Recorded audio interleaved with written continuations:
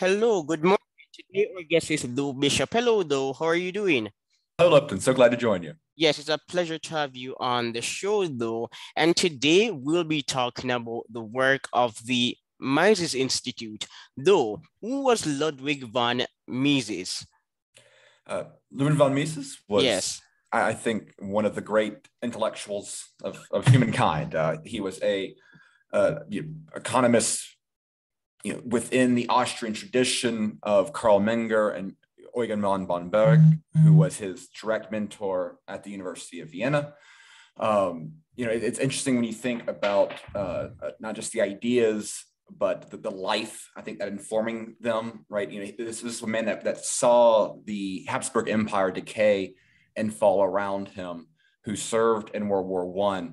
And I think that he was always inspired by this idea, what is it that preserves and maintains civilization? Economics obviously plays a big role in that. The Austrian school obviously stands very much in a heterodox tradition, kind of grounded fundamentally in a different methodology. Mises created what he called Praxeology, which is kind of really focusing that the scope of economics, even though we think about it in terms of dollars and cents and sort of what he would call catalytics, the study of markets and market behavior. Economics itself is all the trade-offs that we make as individuals with subjective preferences in a world of finite resources. And it's interesting the way that if you view human science, human action, the main the name of his great masterpieces, the application is not simply narrowly within economics, most commonly defined, but in so many different aspects of life and civilization. There's a lot of entrepreneurial sort of studies programs developed kind of in this Misesian tradition. There's room for some advances in game theory and political strategy and military strategy. Even there's some interesting praxeological analysis of war out there. And so, and of course, within all of this, his reputation was the last knight of liberalism. Someone very much dedicated to the concept of a free society. What I think is interesting, though, right now in particular, is that there's kind of this interesting intellectual development in the American right and broader about the failures of liberalism. And I think a lot of their critiques are very, very valid. The way that Mises would define liberalism, however, is a little bit different than kind of this broad marketplace of ideas, reasoning sort of definition. He viewed it fundamentally by the concept of property and the individual ownership of property, and the sanctity of property rights. And so I think that, understanding where he's coming from in that perspective, there's, even within the broader tradition of, say, free market economists, such as Milton Friedman and others, Mises's definition of liberty, his defense of capitalism, I think are better, stronger, and unique in ways that I think make them stronger against some of the modern critiques on the right of what they refer to as capitalism kind of broadly. And so it's kind of, I think that the significance of Mises in a nutshell right there. Well, I do agree with your opinion, though, but Ludwig von Mises was a trained scholar and an autodidact. He was a historian of civilization. He wrote on Christianity, colonialism, nationalism. Quite a brilliant mind. Oh, absolutely. And what's neat is the way that his works continue to still be relevant today. And I think that's, reading from him and from his experience as well. I think he's also someone that never was content to simply be a brilliant mind on the sidelines. When he saw Austria start falling apart, the late 20s, early 30s, he got involved with, the government. He got involved with chambers of commerce. He was trying to try to help bring into reality the application of a lot of his ideas. And I think that itself is another testament just to his moral character. Yes, there's an article written by Ludwig von Mises titled Nation and Nationality. I'm not sure if Ludwig von Mises dealt with this particular issue, But during my own personal readings, I have formed the conclusion that for ideologies like fascism, especially fascism, to emerge, the nation state is needed. Have you ever thought about this issue before? Yes, and I think that Mises in his own work, he would, particularly the concept sort of nationalism, he addresses it from a few different angles. When he talks, one of his more overlooked books, which I think is unfortunate, is Nation, State, and Economy, where he highlights the importance of nation, highlighting that kind of the non-individual aspect of mankind, right? We know we are born into families, we are born into tribes, we are born. One of the things he focuses a lot on is linguistic groups, because that has a great deal on just knowledge in society and kind of institutions. He highlights constantly that if you are a minority nation within a interventionist nation state, that you are at tremendous disadvantage. You have reasons to fear what that state can do to you and your nation and your culture and your custom. And so one of the things that he always stressed in defense of smaller nations in these sort of political units was the ability for political self-determination, in the way of separating from such states, and the way that is an important way, a vessel of getting rid of, try to absolving some of those nationalistic tensions that can arise in multi-ethnic kind of broad nation states. Yeah, fascism couldn't emerge in the medieval ages because during that era, the concept of the nation state was not as effectively articulated as it is today. And an ideology like fascism often legitimates rule by invoking the myth of the nation state. So Murray Rothbard, in many of his books and articles, he referred to proto-communistic and socialistic organizations, but not organizations in the medieval ages that had the character of a fascist regime. So correct. Yeah, the nation state is an important ingredient for the rise of fascism, but I'm not surprised that many academics are not interrogating the issue from this vantage point because they're pro-state. Right, and a lot of them are pro-fascist, so long as they represent the ideological drive of the nation. And I think you see that play out particularly right now with the state of the modern West.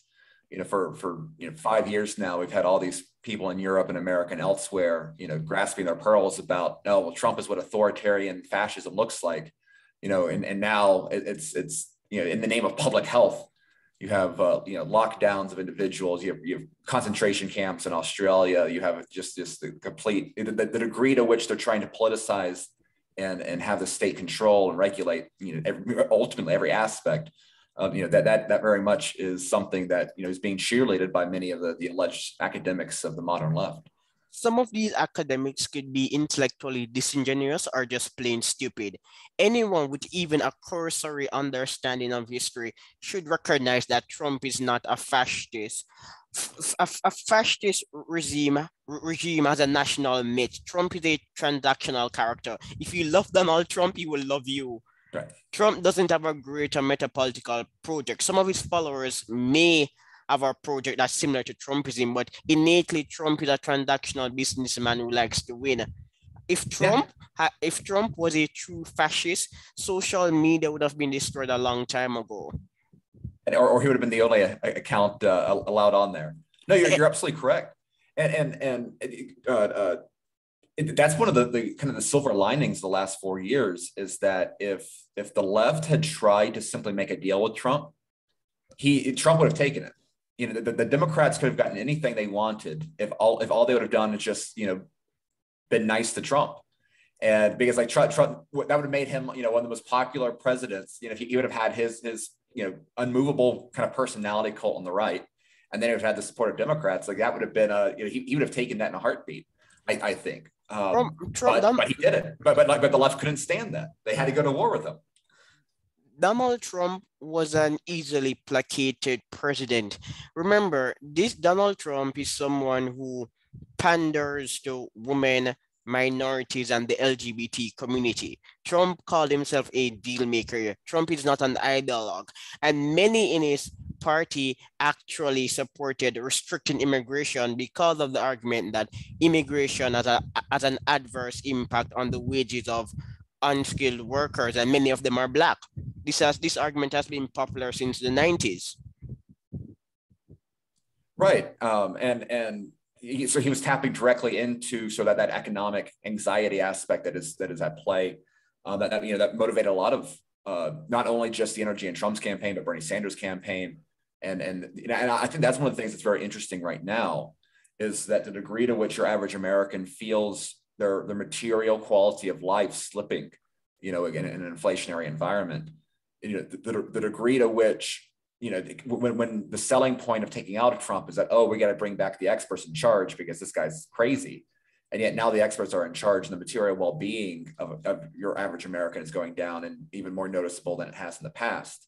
That creates a very interesting pressure buildup here. And that's why, I fully expect that if things continue to trend as they have been, and I see no reason to think that it will not, Trump could very easily be the most popular figure in the American, in the West, simply because he'll embody the resistance. Everyone will think about how great things were in 2019, that they're not quite that great in 2023. Let's bring the 2019 back. And so nostalgia, which is the most powerful force out there, all of Hollywood right now is built on nostalgia. When that starts working in Trump's favor, that's going to be very interesting to see how the left reacts to it. Remember, during the Trump years, blacks and Hispanics, they had a low rate of unemployment. And the deregulatory policy of Trump was actually on par. Now, George Will was being interviewed by someone, and he said, Donald Trump is a Republican. Any Republican would have had a brilliant deregulatory policy. No, George Bush was a big government conservative. This is the opinion of The Economist magazine. Right. No, you're absolutely correct. I mean, some of the largest expansions of the welfare state. I mean, Medicare Part D was a massive, I think it's now the most expensive part of the Medicare program. Yeah, that was a Bush era policy where they're trying to bribe senior citizens to vote for him in the 2004 election. But unfortunately, that's one of the things I think is very interesting, is that even though Trump himself might not have the strongest ideological, he doesn't necessarily have that as a priority. What he has created is a complete break up of kind of what had basically become a uniparty in America. You had the Republicans and the Democrats, but they were both motivated by similar ideologies. It's kind of just call it neoconservatism and neoliberalism, which kind of both share this sort of globalist, post-Cold War sort of perspective of the world and trying to build up a diverse American empire grounded in civil rights and all the interventions therein. Trump broke away from that, and not necessarily from the force of his ideas, though there was obviously that sort of nationalistic tinge to his rhetoric. But it was just the degree to which his sensibilities offended the expert class in a way that they refused to, consider him a real guy. And when you combine that with the loyalty that the way that he communicated, like an average person to your average American, it created this fascinating populist moment, which I think, obviously we're seeing it paralleled in other places in the world right now. But I think that moment is significant. And I think, if you're able to break away from that uniparty to a genuine party of opposition to the regime, that's where politics is very, very interesting. That's kind of the same exact thing happened with Andrew Jackson, moving away from the era of good feelings where America had one party rule to, as someone who deeply offended the sensibilities of the elite, that was Trump in 2016, and interested to see what continues to build from that. I'm happy that you invoke the word interesting. Can we apply the ideas of Mises to explain the Trumpian movement? I think we can. It's an example of what Hayek would call the spontaneous order, but only for politics. Oh, I think so. I think one of the things I enjoy about Mises's work is one of the things he stresses in terms of politics is the way to which the ideology of the masses matters, and he never kind of overestimates the intellectual capabilities of the masses, right? Like he's not trying to say that every, he doesn't fall kind of this classical liberal trap that with enough education, everyone's going to be, a philosopher. He's got some great stuff in the anti-capitalist mentality about that.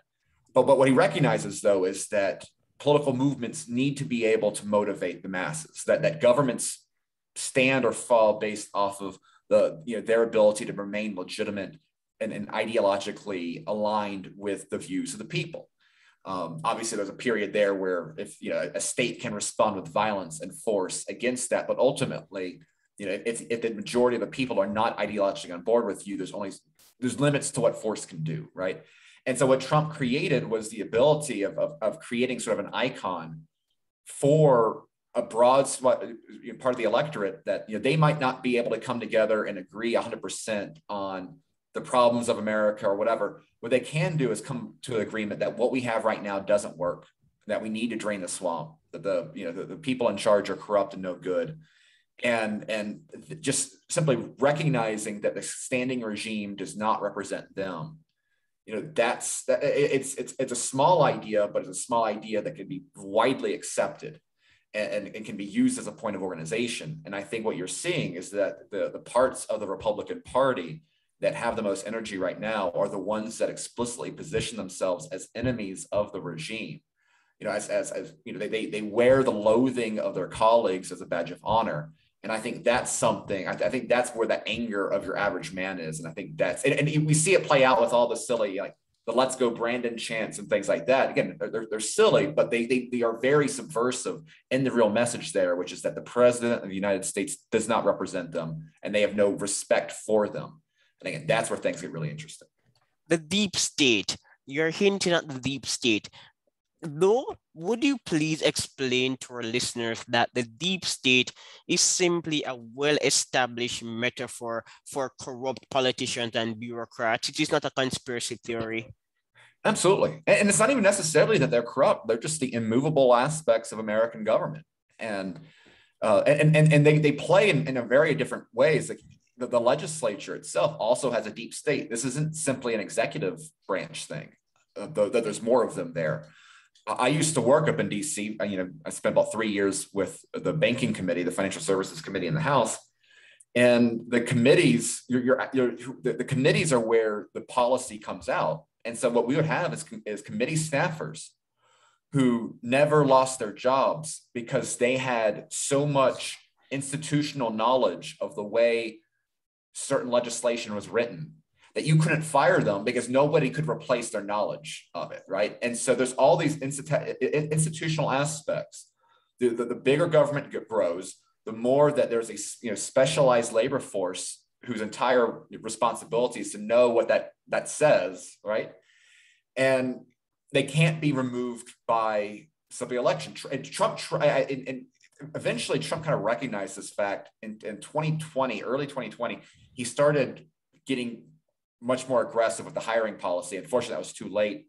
I do think it's interesting. There are institutions within DC kind of built now for the process of trying to create a new class of, it's called bureaucrat. So I'm going to try to romanticize it, but try to actually replace some of those people there.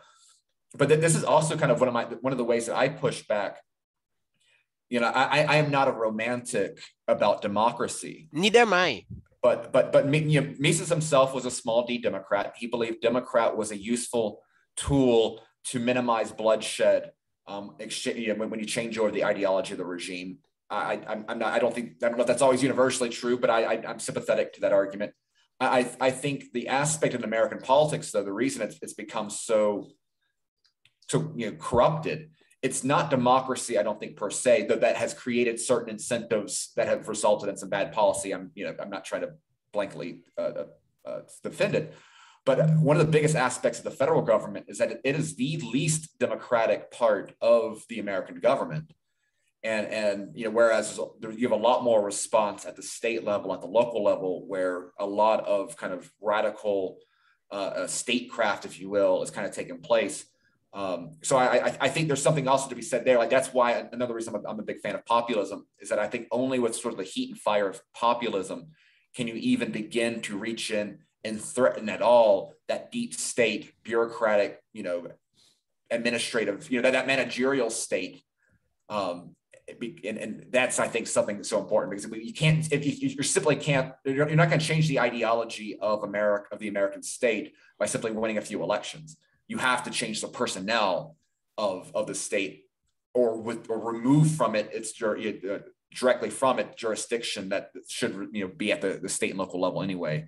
And so yeah, Trump's highlighting that aspect to where it is now a mainstream understanding by your average Republican. That's another one of those contributions that are uniquely Trump and something to build off of. Populism, this is a word that's brandished to impute negativity, but populism is not negative. You and your colleagues affiliated to the Midas Institute like to comment on the Jacksonian era and cite Murray Rothbard. Free trade. If free trade benefits the globe and the masses, and for whatever reason, the elites are against free trade and the politician is advocating for free trade, this is also populism because it's a pro-people measure. Populism is not an innately right-leaning movement. Right. No, it is not. And in fact, when I talk to friends in Latin America, they are very hostile to the concept of populism, because populism within the South American model has meant Chavez, right? One of the reasons I really enjoy the populist tradition in the United States is that populism has often been a force for liberty against power. You saw that with the Jacksonian Revolution. You also saw it with sort of the Bourbon Democrats after the Civil War, where you had a lot of anger and a lot of frustrations for a variety of reasons dealing with all of the complexities of the Civil War. And you had a big push against Lincoln era policies, against sort of the big government of the Lincoln Republicans. It was a very strong laissez-faire, driven by the ideas of Adam Smith explicitly sort of movement, parallel with some of the liberal reforms we saw in the UK with kind of the repeal of the Corn Laws and things like that, right? And then you also saw it as kind of in response to, World War I, in response to the excesses of FDR's New Deal, and throughout American history. I think most, with most populist movements have been middle-class rebellions against the state and the elite. And I think that's the difference there, is that the American political electorate, the power of, again, let's call it that middle class, that class of small business owners.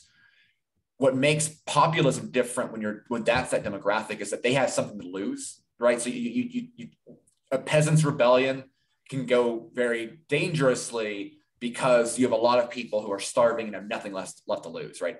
If you have a middle class rebellion, the motivating, I think, aspects are more, and there's a more intellectual component that can be compelled there, and I think that ends up creating an important bulwark against the excesses that can exist in any sort of revolution out there, right?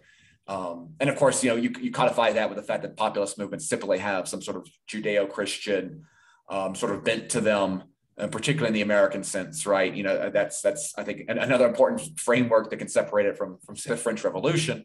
But you're right. Populism is not necessarily of a certain ideology. It is a vessel. It is a tool, and I think a useful one when you're dealing with a democratic state with a deeply entrenched bureaucratic class and a corrupt financial system, which is essentially what we have right now. Though, do you know what's also quite amazing and troubling at the same time? The media, leftists like to rehash history and the horrors of history, but within the context of the Trumpian moment, they never accurately compared Donald Trump to Abraham Lincoln and Woodrow Wilson, men who actually had a hostile relationship with the media. Right. And one of the things that I think is interesting is that we're kind of recreating the way, so like the history, American history, I think is interesting because, so much of the content, you recognize how important partisan newspapers used to be, right? Like up to, late 1800s, early 1900s, there was no sort of claim of being fair and balanced, right? There was no like, oh, we're just journalists with independent opinions trying to give the facts. No, like, newspapers were instruments of a party. They had an ideological bent. They were pretty clear about that. And they were utilized that fact. It's when the media tries to take a claim of objectivity and that things become dangerous. And that's, definitely what that was the rise of the mainstream media in the 20s, where when Walter Cronkite on CBS tells you that that's the way it is, like you're expected to believe that. And that's where I think Trump's railing against the media was so interesting and effective. And I think is playing so importantly into this populist moment, is that what it did is it led to a massive increase of content creation on the right against, creating their own narrative. Because what had happened is the mainstream media outlets were party outlets. They were just party outlets of a certain ideological bent. And now we've seen a massive rise into offsets of it. Part of that was just kind of the nature of online websites and stuff, since the dot-com, revolution of the 90s and all of that stuff. But the degree to which it's one thing to create outlets, kind of specialized outlets. It's another thing to also recognize the media, that the mainstream media itself is lying to you. And that breakaway of the legitimacy of the press that Trump was so effective at, I think it goes, I think, directly to, it weakens the ability of the regime to strengthen its control. Because again, so much of the propaganda that led directly to the Iraq war, that's led to so many of the worst policy decisions of DC, those were all the result of a deliberate propaganda campaign by the mainstream press, consumed at face value. And I think what we're seeing, particularly with the COVID era, is that the mainstream news only works on half the country at the very least, at the very most, right? Well, they can't control the narrative anymore. Though I don't know if you read my recent article for the Mises Institute on COVID, and in that article I cite several statistics and studies arguing that vaccines do not slow the spread of COVID. And Lancet, in a recent publication published last week, noted that stigmatizing the vaccinated is unjustified. But for strange reasons, they know why, we don't know why, people are still promoting the widespread use of the vaccine. I admit the vaccine can reduce the viral load, but it's not a panacea. No, you're absolutely correct. It was a great article, and that's, again, the degree to which, I think you're seeing average Americans, people I deal with on a daily basis that are not deeply read libertarians or anything like that, they recognize that the state is lying to them. They recognize that the authorities are lying to them. And their response to that is just grave suspicion and anger against these corporate giants, against Big Pharma, against the CDC, against all of the various players in this cog. And I think, and that's why I think a lot of the battles going on right now with COVID are important, because they shine a light on so many different things. And so, one of the big battles, I live here in the state of Florida. One of the big battles that we had legislatively was the governor of the state demanded that businesses not be able to fire employees based on whether they were vaccinated.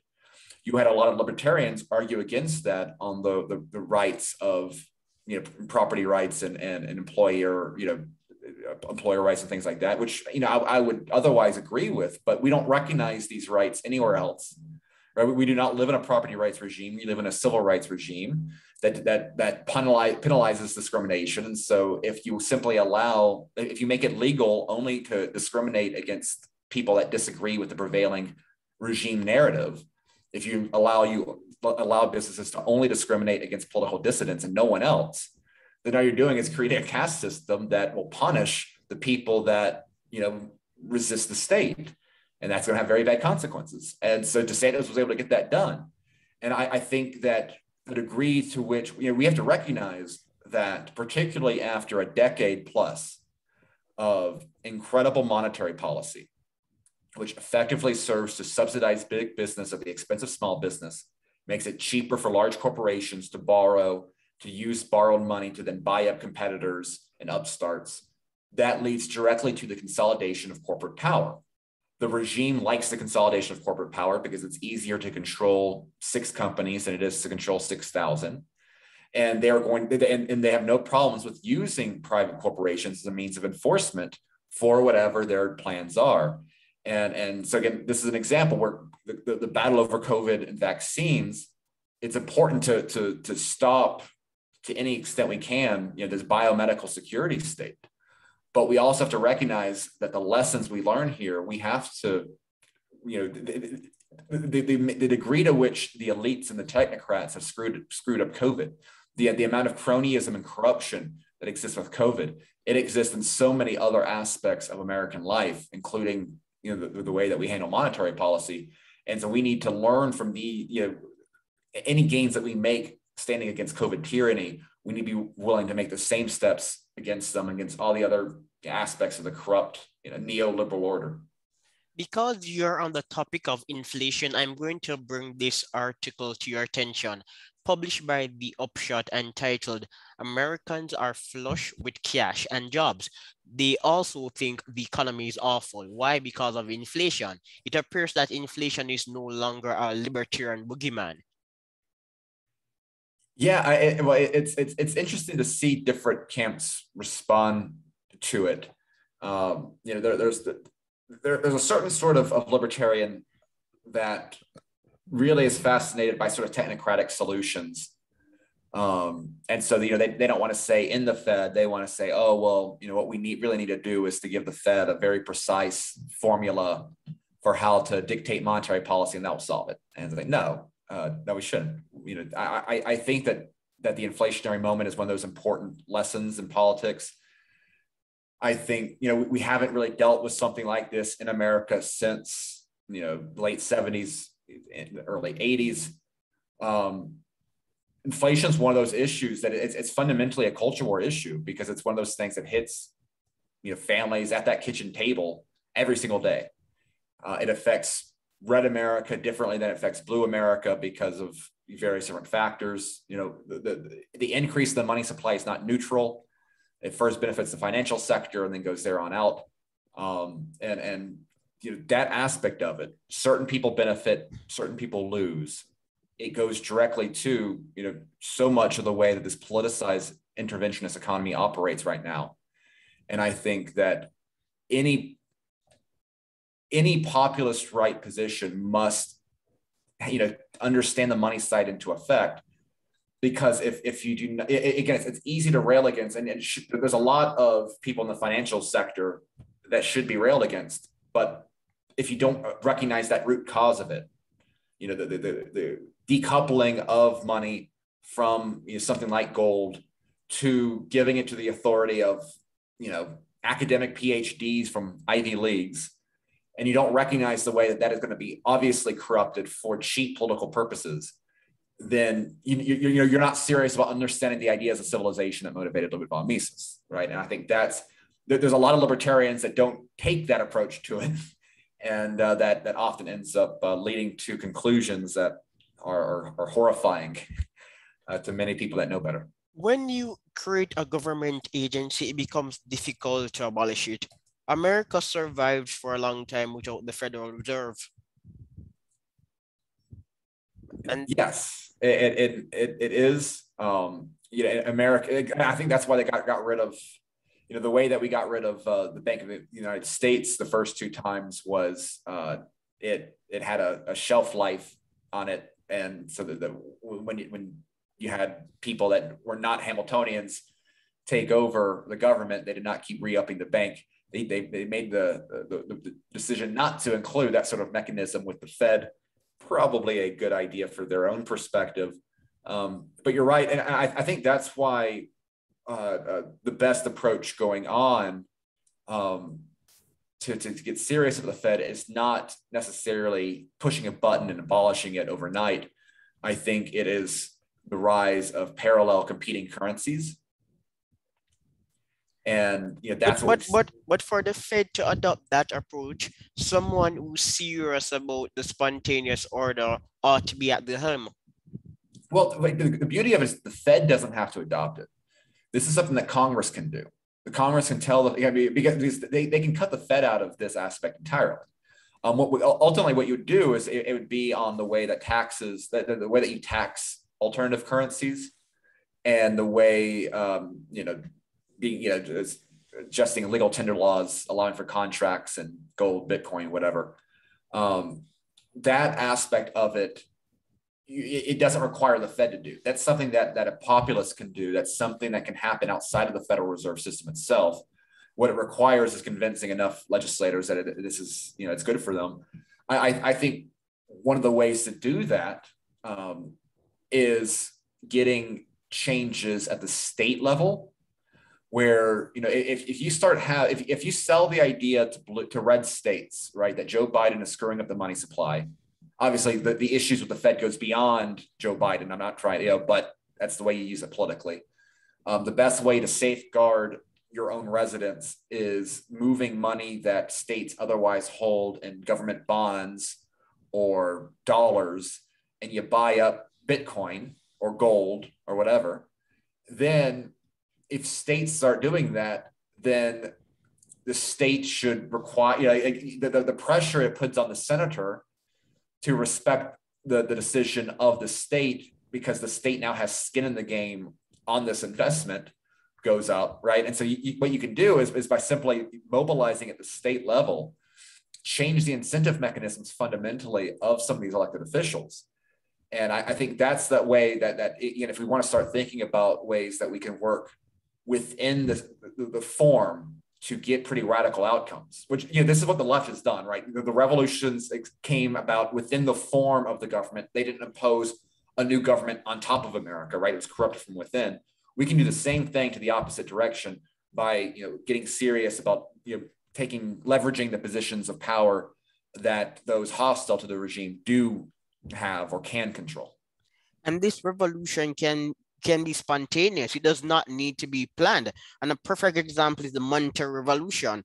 Bitcoin, the blockchain, and Shiba Inu. Many argue that Shiba Inu is just a silly meme currency. But what's significant is that the Shiba Inu community has reposed confidence in the exchange Shiba Inu. And money is a medium of exchange and a store of value. And if people think that it is valuable, then it will become valuable. It's going to increase in value. And the fact that Shiba Inu is pulling back doesn't mean that value will recede in 2022. Right. It is interesting to see the degree to which the spontaneous networks sort of rising in various different ways. And I think this kind of played itself out a great deal with the success of the Trump 2016 campaign, right? Where, some of the best campaign content for that campaign did not come from, the communications department of the campaign. It was meme culture, right? It was message boards. It was 4chan. It was the spontaneous arrival of all these people kind of entertained, inspired by, excited at the prospect of Trump coming in and beating Hillary Clinton, that arose to, again, some of the most effective messaging out there. And I think that's one of the interesting aspects of the digital world we live in, that while I think it's easy to become overly focused on the digital world and get, too obsessed about, your Twitter followings over your neighbors. I think that's bad, right? You have to live, you should never lose sight of the community that you physically live in. I think that the degree to which we allow for kind of spontaneous digital nations arising of people linked by a common interest in, whether it's a specific cryptocurrency, whether it is a common political cause, a common intellectual cause, whatever. The way that it allows for the connection of people who would otherwise never be able to interact and can be connected with. That I think is that the power of so that spontaneous organization. That I think have a major impact. The digital economy is bridging social capital. These people on message boards, they're actually forming serious communities. Don't take them lightly. Yes. But and what you do over time, and just like anything else, it's the more time invested in them, the stronger you create hierarchies of people that know what they're talking about and people that don't, right? Like you develop different skill sets. Like it's you're absolutely correct. but elites seem to be, well, I should not say skeptical. Some elites are expressing outright hatred for cryptocurrencies. They argue that it is risky. Yes, I know it's risky. Investments are naturally risky. I think the issue is that cryptocurrency is a capitalistic revolution from below. And this is why it is so problematic. It's a perfect example of a Schumpeterian innovation. It's disrupting the market. Yep, you're absolutely correct. This is why elites have a problem with crypto. Charlie Munger was saying that millennials are selfish and socialist. I agree with him. Polls show that millennials support socialism, but their engagement in the crypto world is capitalistic. Yeah, and I think this is important because like strong revolutions, the revolution kind of needs to fuel the revolution, right? One of the right ways that Caesar became so powerful, right, is that if you are a soldier under Caesar, you did very, very well. And that's where I think one of those aspects where the crypto sphere in particular it offers so much, where you are developing what can be the next elite. The victories of crypto financially benefit those who hold crypto, and that's exactly that sort of mechanism that we need to create sort of an anti-fragile movement. That's one of the things I'm excited about. Elites like it when we're circling small, and crypto is expanding that circle, not just to hedge fund managers, but to retail managers and even unemployed people. Yeah. And this is why it's so problematic, because it's a threat. It's upending the old elite. Yes. And it also goes, I mean, like so much of the patronage of a lot of political classes has been built on dependence. And this is a very old school style of politics, right? They want to create a class of dependence, and this is why they're so desperate to destroy the family. This is why they're so desperate to destroy savings. This is why they're so desperate. They want to make the masses dependent upon the good graces of a powerful state, and anything that breeds self-reliance and resilience is a threat to them. Though, what do you think about the inanity of this article? Right wing builds its own echo chamber, and it's against the backdrop of the deep state and the conformity of the mainstream media. If right-wingers are being deplatformed from some social media platforms, it is quite plausible to expect them to start an alternative. What should they do? Sit and cry and complain about censorship? No. Right. Our article in Axios this morning about kind of the degree to which there's been conservative apps and platforms and all that sort of stuff. And it kind of goes to the point we were talking about earlier about the media. Again, I see this as a beautiful thing. And I think it's one of those areas where the elite have overplayed their hand. Like what the elite should have done is to maintain, if so long as Facebook was operable and Twitter was operable, then they had a great amount of, then whoever controlled Facebook and Twitter had a tremendous amount of control over, just on the subtle things, the little nudges that could be used to strengthen whatever the agenda of Facebook and Twitter is. The problem is that the left can't do subtlety. And that's one of the great, that's one of the great silver linings of this right now, is that they're not capable of subtlety. And so what they're doing is they're destroying their own creations. Facebook is dying. This is why they're one of the things they're so desperate to get in the metaverse and things like that. But Facebook is dying. Twitter, they just kicked Jack out. We'll see what comes next there. But they're making the platforms that they're chasing people away, and they're going to naturally create. You're going to have a demand there. You rise for people that have gotten used to talking about politics and want to be able to do so without getting fear of deplatformed. The guy who created Facebook and Twitter, maybe on paper and where intelligence is measured, they appear to be smart, but in the real world, there's a possibility that they're not that brilliant. I haven't studied cancel culture seriously, but I have observed people on Twitter, and Twitter operates in a node. And this is where it gets really funny. Most of these people on Twitter advocating the defenestration of dissident figures in real life, though, they are losers. They only have power because they speak with a loud voice. They're speaking in unison, but as individuals, they're losers. People with a real life are too busy making money or creating value to revel in the downfall of someone else. You're absolutely correct. This is an issue that's particularly bad within the libertarian sphere. Is that you have a lot of people that just want to talk online about libertarian ideas constantly, but actually applying them to the real world, they don't know how to do it. And so like they all of their self-esteem is kind of built on being the most libertarian person in their own little social media network. And it's like, who cares? There's not much value there from that. But it is also interesting to see the way that and more important politics, the way that your average Democrat activist who's very invested in Twitter thinks so differently than your average Democrat voter who's not on Twitter. And that disconnect is fueling, again, a lot of is fueling a lot of people with actual power in the Democratic Party, in the Biden administration, et cetera, to where we can't even agree on the same facts anymore.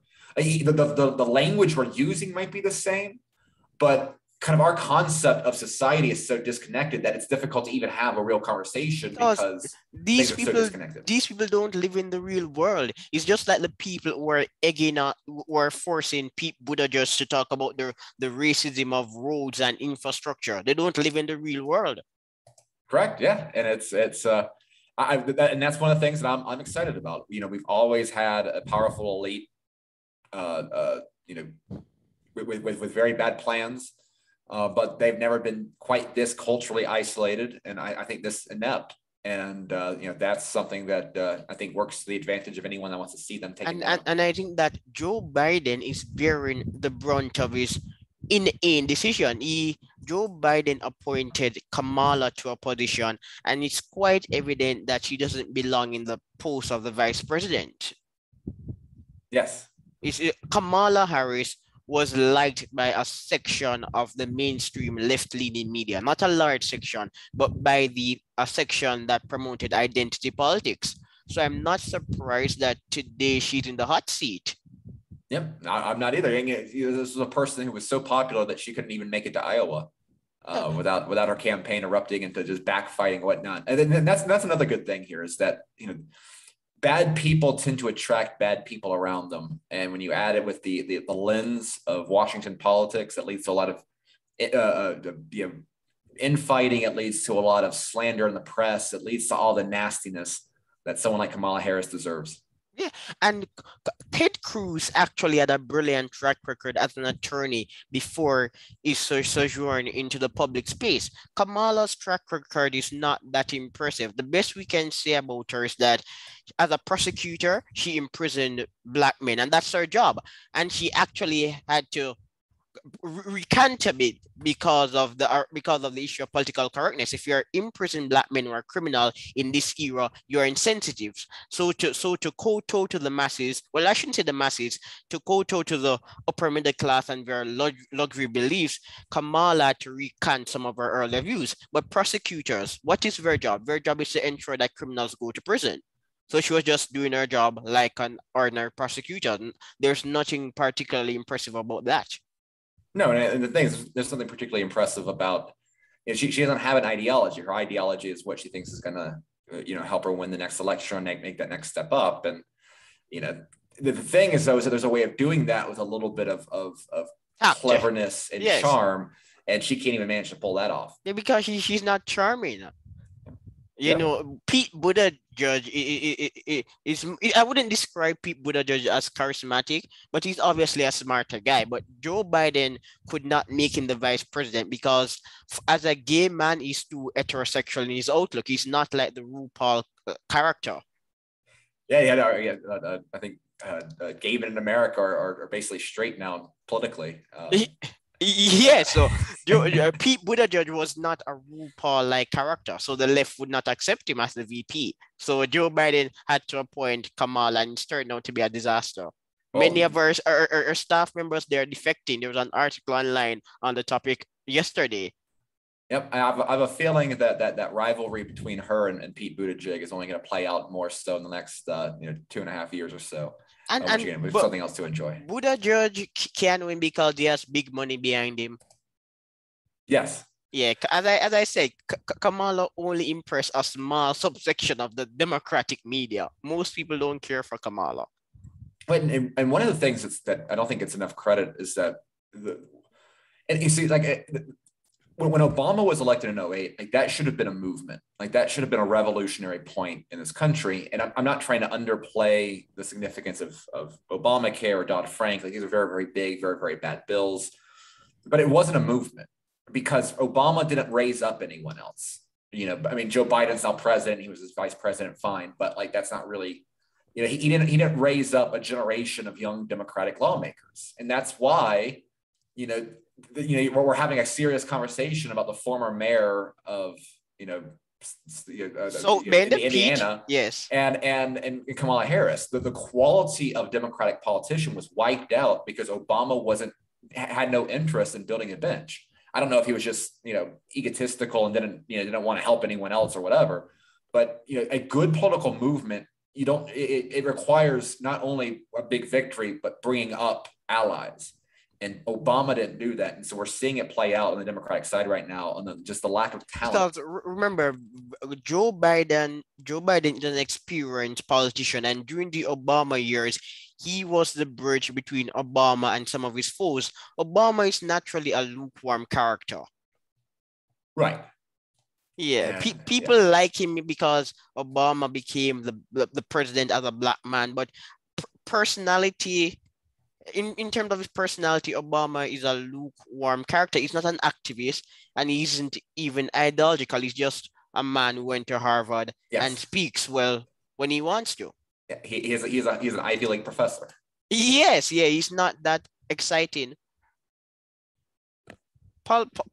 Politics, well, and this is why some people like Trump, because he ignited the political arena. And there's a tendency that people want to disconnect. They want to try to say that the only thing that matters is the intellectual. It's the ideas of a politician that should really matter, not his personality, not his charisma, and it's like, I'm sorry, it's not the way it works. No, it doesn't. I mean, politics is about motivating normal people. And like so simply being smart, simply being the right man in the room doesn't mean anything if your average person doesn't understand that. Value is not objective in the item, right? This is kind of core Austrian economics. Value is subjective. Value is in the eyes of the consumer. That's why intellectuals dislike capitalism, because they cannot target ordinary people. They like they like individuals with highbrow views, and most people are ordinary. So to survive in the real world, identify a social trend and create a better one to cannibalize the mass market. Intellectuals are unable to do so. They live in a tower. So, and that's why the intellectuals that end up having the most impact are the ones that are able to get beyond that. Yeah, like Murray Rothbard. Yeah, Murray Rothbard. Murray Rothbard was a real intellectual who started a mass movement. You work for the Mises Institute, and I'm a writer. Yes. And what's interesting is that this show, I work in the real world. I actually work and do stuff and invest. This show I'm passionate about this show. Presently, I have over 1,000 subscribers, so I'm not paying attention to money. My goal is simply to reach people, and I'm reaching a lot of individuals, even though it's not showing in terms of subscription, but I get emails from people all over the place, some of them famous, some of them not so famous, and many mainstream people actually listen to the show. Right, that's why I've been loving your work on the Mises Wire. I love what you do with this show. You're one of my favorite writers and commentators out there in the world today, and I think your perspective is so deeply well informed and from such a good place. I always enjoy the work that you do. Yeah, and I enjoy your work too, and the work of Ryan McMaken. But you see, the problem with the Mises Institute is that I've met some of these people via online. They are charismatic and interested. But today in the American culture, the intellectuals who do the best, some of them at least, are quite unserious. So I'm looking at the article, Right Wing builds its own echo chamber, and the Daily Wire is at the top. Now, Ben Shapiro could very well be a smart guy, but he's not the best challenge to the establishment. Ben is still very mainstream. Yes, absolutely. Yeah, the Daily Wire crew, they're not going to publish pieces that are really critical of the establishment. It's just like Fox News and Jonah Goldberg. Jonah Goldberg and his colleague, they resigned, and apparently I read in the article saying that Fox did not intend to renew Jonah's contract. But the point is quite simple. The Capitol riot was the Capitol protest escalated into a riot, and you cannot compare the Capitol protest to the BLM protests that were so-called peaceful, or the BLM riots. Two different movements, two different agendas. The Capitol protest is only being maligned by the media because it involved white people. No, I absolutely. You see this. I mean, the hypocrisy that's played out over everything that's gone on, the past 2 years in particular, but far beyond that. And I think that what's important is identifying this moment for what it is. That's why I don't know if you've watched Tucker Carlson's Patriot Purge. No, series. I didn't watch it. It is actually, from coming from a cable news person, I mean, Tucker Carlson's voice is very different than most out there anyway, but it is a very powerful breakdown on the degree to which, connecting not only the false narratives of what happened on January 6th, but connecting it to the much larger agenda that is playing out. It seems every week there's a new sort of point on this battlefield that what you have is a government deliberately trying to purge from not simply cancel culture, cancel an actor that has a view that, is to the left of, that's to the right of, Alec Baldwin. It's really purging the American right from the military, from police forces, from any of those actors that use have the authorized use of force from the state. And that aspect of it, you don't do that if you don't intend to use it. And that's something that, But Fox News can really do so much. In a sense, Fox is also an echo chamber for conservative ink and the mainstream left. Fox is not known for interviewing people on the Misesian right. Sure. No, yeah. Outside of Tucker Carlson, I would agree. And Tucker Carlson, he's the only person on there that I think would have. He's had Curtis Yarvin on. He's had some very interesting thinkers. But you're correct that in general, it would not be. That's what makes what Tucker Carlson's doing so interesting as well. Yeah, because the leftists like to complain about right-wing echo chambers and the so-called far right. But according to YouTube's data, people on the dissident right, these movements are declining on YouTube, and most people who are perceived as dissident are really controlled opposition. And this is something that's been throughout the history of the American right. This is why I enjoy Rothbard's biography. It's kind of a self-biography, Betrayal of the American Right, going into all the aspects of the way that, Bill Buckley in the National Review, the way that conservative ink, or the conservative movement was built as a way of gatekeeping out people like Murray Rothbard, people like Paul Gottfried, yes, people like Pat Buchanan, and even Ayn Rand, a lot of people. Yeah, they kept trying to separate. The conservative movement was used as a way of keeping out powerful thinkers, not as a way of elevating them, and it's played out as well in the 90s. The way that Sam Francis was treated, with the way that and Paul Gottfried's been treated. And also, there's a lot of parallels throughout the history of the American right of this thing happening. It'll be interesting to see if I think though the modern day equivalent of Bill Buckley is not nearly as effective as it used to be. And we see that with, Jonah Goldberg and Stephen Hayes and whoever, running away to these irrelevant Lincoln Yes, Republican Lincoln style project style, platforms. but that's the joke again. So I like first things as an interesting setup of writers, but the intellectual quality of the right has recorded a precipitous decline. Like some people may not appreciate Buckley, but at least he was intelligent. And Irving Kristol was intelligent, but you can't compare people like Kristol and Buckley today to the thought leaders on the right. Right. No, you absolutely can't. Yeah, no comparison whatsoever. No, right. None. But before you go, this is the last issue we're going to talk about. Voting. Is voting a right? I say no, and I have an article on the topic for Mises. I think citizenship is better off when it's earned. Yes. That would be my perspective on it. But we have to engage with the system right now as it exists. And but I'm definitely sympathetic to the view that I think the property owner solution of the founders was a very elegant way of dealing. Because what you want is the incentives of the voting populace to be aligned with the best interest of society.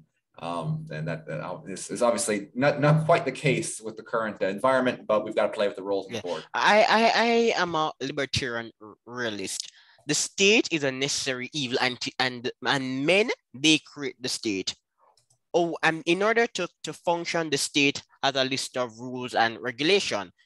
And voting is a system that was created by the political class to ensure some level of efficiency. But it is not a right, it is a privilege. And sometimes for democracy to function effectively, we need to limit the vote. This is just my own view. Yeah, no, I again, to the extent that it is politically feasible, one idea that I've thrown out that I would support is there's a lot of conversation about bailing out the student loans and that sort of aspect to it. If you were to couple removal of voting rights to anyone who receives a bailout from the American government, and that could be including student loans, it could be Wall Street, whatever, I'd be okay. I think that's and I agree. That'd be a step in the right Lobbies direction. Should not vote. Lobbies should not vote. Yeah, I agree. Lobby should not vote. Maybe some people and as you said in that interview with Ryan McMakin, you are discussing the role of the bureaucrat.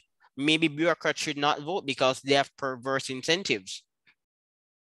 Yep. No, that's exactly the problem. Yeah, I agree with you completely. But I am enjoying the conversation, but unfortunately I have to wrap up. But it was a pleasure to speak to you though. Bye. Bye, love. All right.